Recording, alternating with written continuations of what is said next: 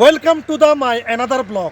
আজকে নতুন একটা ব্লগে চলে আসলাম। সরকার কোটি কোটি টাকা খরচ করিয়া এই রোডটা ফেনী পরশুরাম সড়কটা বানাইতেছে।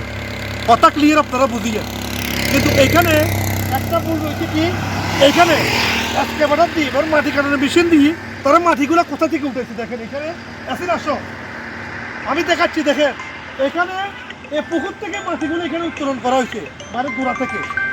আরো কি দেয়, আসো এই গোড়া থেকে আসলে মাটিগুলো উত্তোলন করা হয়েছে বিভিন্ন এক্সকাভেটর দিয়ে উত্তোলন করা হয়েছে। কিন্তু পরবর্তী সময় যখন এখানে ঠিকাদার, আমি বলি ঠিকাদার যখন রোডটা যখন চলে যাবে তখন এটা ভাঙার সম্ভাবনা বেশি। দেখেন কত গভীর এখানে, আপনারা দেখেন কত গভীর। এসে নিচের দিকে দেখাও কত গভীর এখানে দেখেন। যে কোনো মুহূর্তে, আমি বলি যে কোনো মুহূর্তে এই রোডটা ধসে পড়তে পারে, যে কোনো মুহূর্তে। এখানে শক্ত, আমি মনে করি নিচ থেকে শক্ত বেরিবার দিয়ে উঠাই ফেলা সেটিং করে, মানে সাইড ওয়াল দিয়ে তারপর রোডটা করতে হবে ফেনী পরশুরামের সড়ক। বা এটা একদিন দুদিনের কাজ না, এটা বহুদিনের কাজ।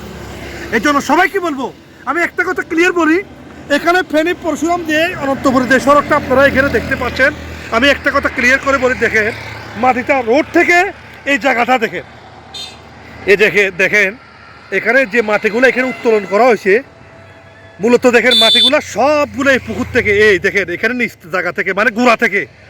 গোড়া যদি মজবুত যদি না থাকে কখনো রোড টেকসই হয় না। আমি একটা কথা ক্লিয়ার বলি, এখানে রোডের গোড়াটা, মানে যে নিচের জায়গাটা আছে মাটিগুলো উত্তোলন করা হয়েছে, এই জায়গাটা দেখেন একের খাড়া কত গভীর।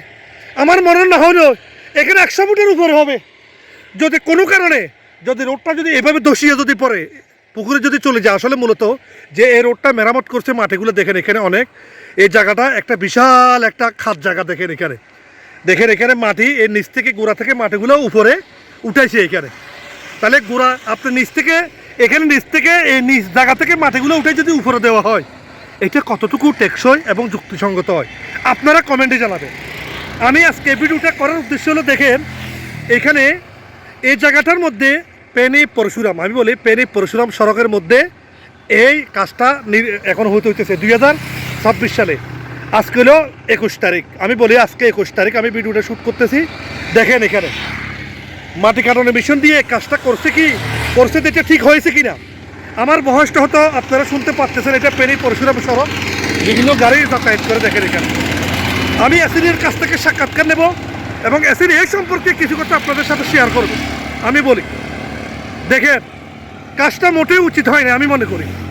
এসিন, আমি তোমাকে একটা কথা বলতেছি, এখানে ফেনী পরশুরাম যে সড়ক আছে এই সড়কটার মধ্যে কাজটা করতেছে, এটা মোটেই উচিত হয়েছে। এটা আমার মনে হয় 70% ঝুঁকি আছে এই কাজটাতে, 30% কাজ হচ্ছে আর 70% কাজ হচ্ছে না। মানে রোড থেকে নিচু পর্যন্ত আমার মনে হয় ম্যাক্সিমাম 40 ফুট হবে। 40 ফুট এখন রোডটা কিভাবে ধরে রাখবে? আর এখানে ঠিকাদার যে মাটিগুলোতে গোড়া থেকে নিচে, এটা রাস্তার জন্য কি এটা উপকারী? না 40 ফুট উপরে আর নিচের লেভেলে 40 ফুট বেশ কম। দেখেন রোডটা কি থাকবে? যে কোনো মুহূর্তে এটা ভেঙে পড়তে পারে, গাড়ি সব পড়তে পারে, এরকম ঝুঁকি আছে কিনা? 100% আছে, 100% ঝুঁকি আছে। দেখেন এই জন্য এটা সচেতনমূলক পোস্ট। এই জন্য বলবো সবাই ভিডিওটা শেয়ার করে দিবেন আর কমেন্টে জানাবেন। এটা ইউটিউবে যাবে আমার আসাদ ভাই ব্লগে। আমার এই চ্যানেলটাকে আপনারা সাবস্ক্রাইব করে পাশে রাখবেন। এরকম গুরুত্বপূর্ণ টপিক নিয়ে আমি আপনাদের সামনে উপস্থিত হব। আর অবশ্যই আমার এই চ্যানেলটাকে আপনারা সাবস্ক্রাইব করবেন।